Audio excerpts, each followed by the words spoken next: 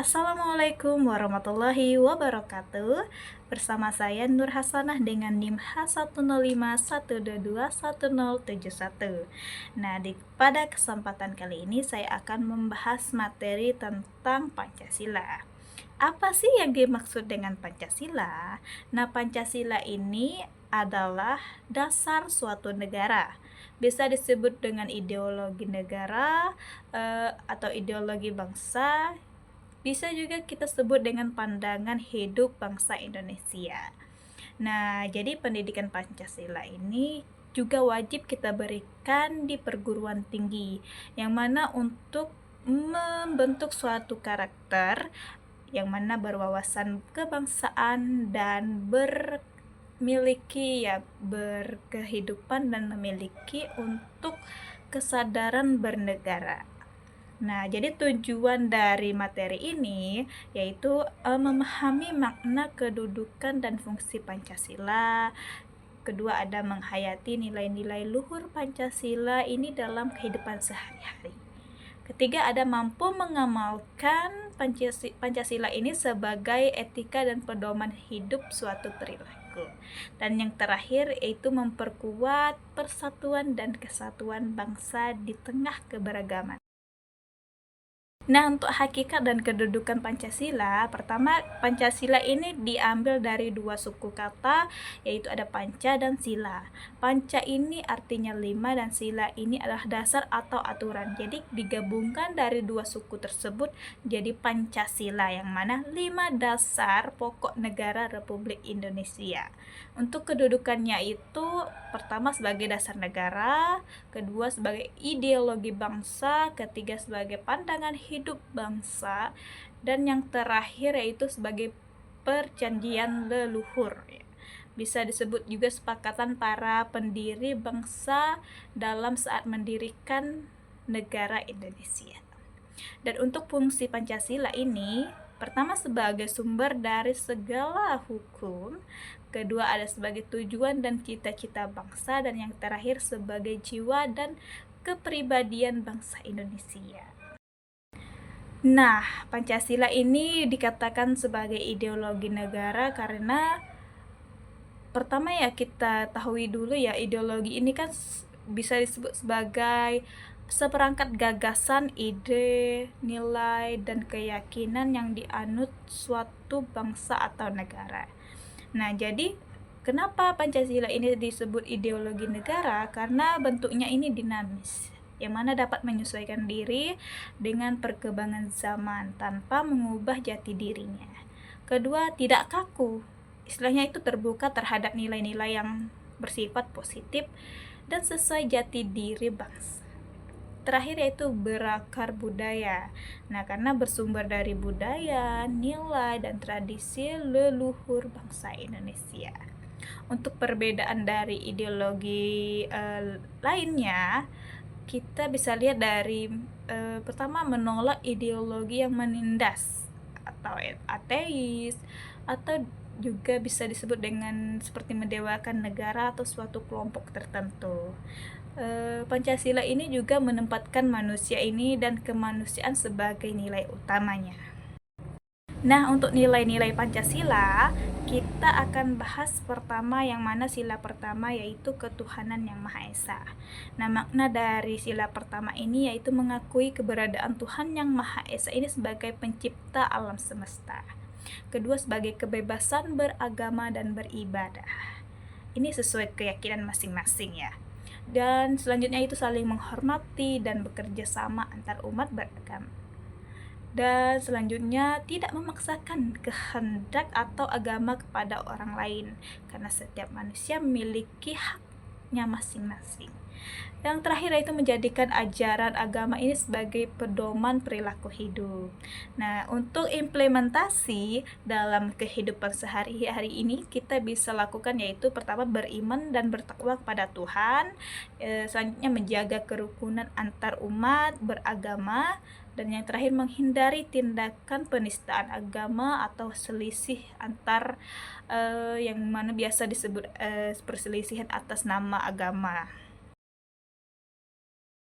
Nah, untuk selanjutnya nilai-nilai Pancasila sila kedua yang berbunyi kemanusiaan yang adil dan beradab. Nah, maknanya yaitu pengakuan terhadap harkat, martabat, dan persamaan derajat setiap manusia. Kedua yaitu sikap saling mencintai, tegang rasa, dan tidak semena-mena. Selanjutnya yaitu mengembangkan sikap menghargai orang lain dan menjunjung nilai suatu kemanusiaan. Dan keempat yaitu membela kebenaran. Ya, kita berani dalam membela kebenaran atau disebut keadilan. Dan terakhir yaitu menjunjung tinggi nilai-nilai kemanusiaan dan keadilan. Untuk implementasinya kita bisa bersikap sopan, santun, dan beradab, atau tidak berbuat semena-mena, atau yaitu tidak menindas orang lain. Juga bisa juga dengan membantu orang lain yang sangat membutuhkan. Terakhir kita bisa melakukan menghormati hak dan kewajiban orang lain, karena kita semua memiliki hak dan kewajiban yang sama dan masing-masing memiliki pendapat yang berbeda-beda.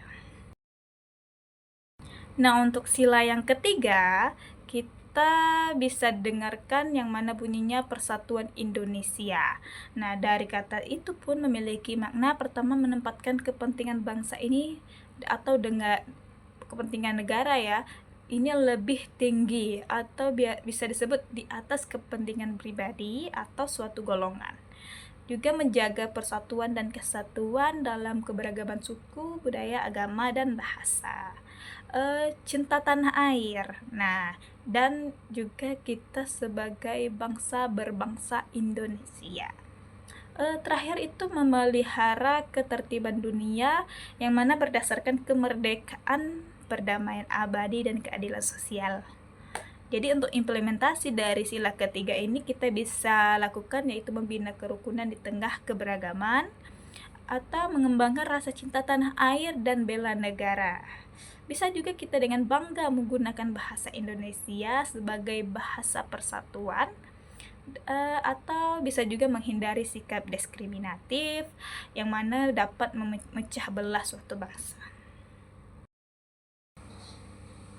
Oke, baik. Untuk selanjutnya kita akan membahas nilai-nilai Pancasila dari sila keempat yang berbunyi kerakyatan yang dipimpin oleh hikmat kebijaksanaan dalam permusyawaratan perwakilan. Nah, makna dari sila keempat ini yaitu pertama, kedaulatan ini berada di tangan rakyat dan dilaksanakan menurut Undang-Undang Dasar.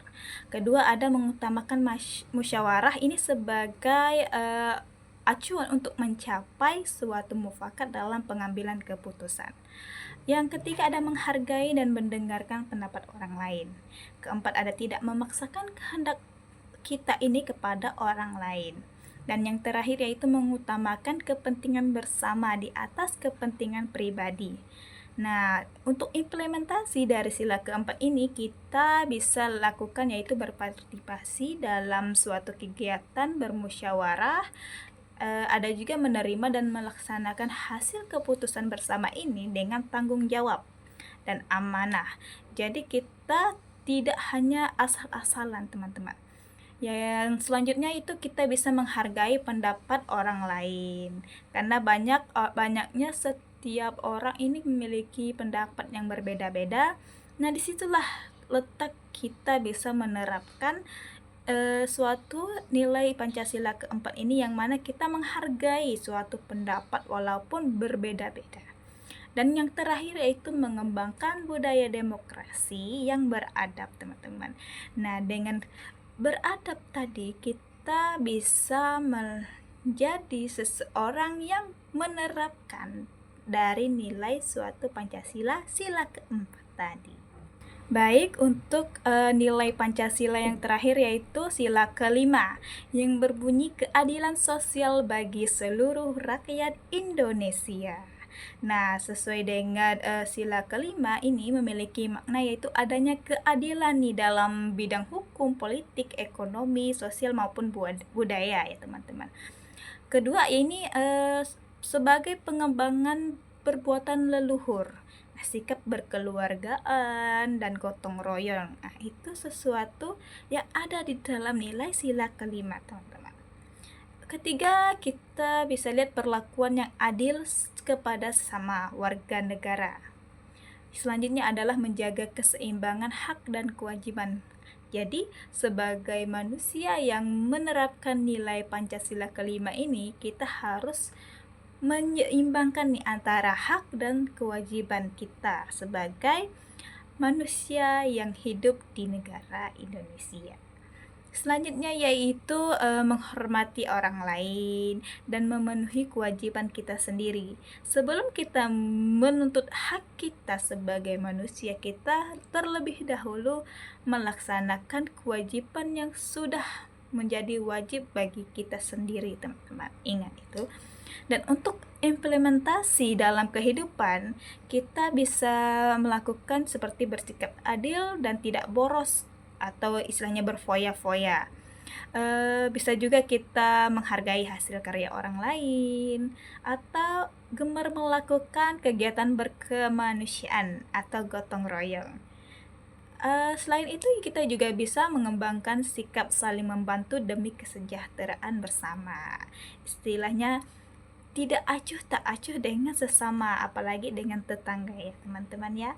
Itulah nilai dari nilai Pancasila untuk sila kelima. Baik, kita lanjut ke tantangan pengamalan Pancasila di era globalisasi. Tantangan utamanya yaitu masuknya budaya asing yang bertentangan dengan nilai leluhur bangsa, ada lunturnya nilai-nilai agama, moral, dan etika, yaitu ada lagi sikap individualisme, materialisme, dan hedonisme. Yang selanjutnya ada potensi konflik akibat keberagaman. Dan yang terakhir masih ada praktik seperti korupsi, kolusi, dan nepotisme. Jadi upaya untuk menghadapi suatu tantangan utama tadi, yang pertama kita harus memperkuat pemahaman dan pengalaman nilai Pancasila sejak dini. Kedua, ada meningkatkan ketahanan budaya yang mana dan juga sebagai karakter bangsa. Yang ketiga, ada memanfaatkan kemajuan ilmu teknologi dan pengetahuan serta bagaimana cara memanfaatkan dari suatu kemajuan teknologi tersebut untuk kemajuan bangsa. Terakhir yaitu menegakkan hukum dan keadilan secara tegas. Jadi kita tidak boleh asal-asal ambil dan asal-asal mau. Jadi kita harus tegas dengan apa yang menurut kita ini benar dan sesuai dengan undang-undang serta Pancasila.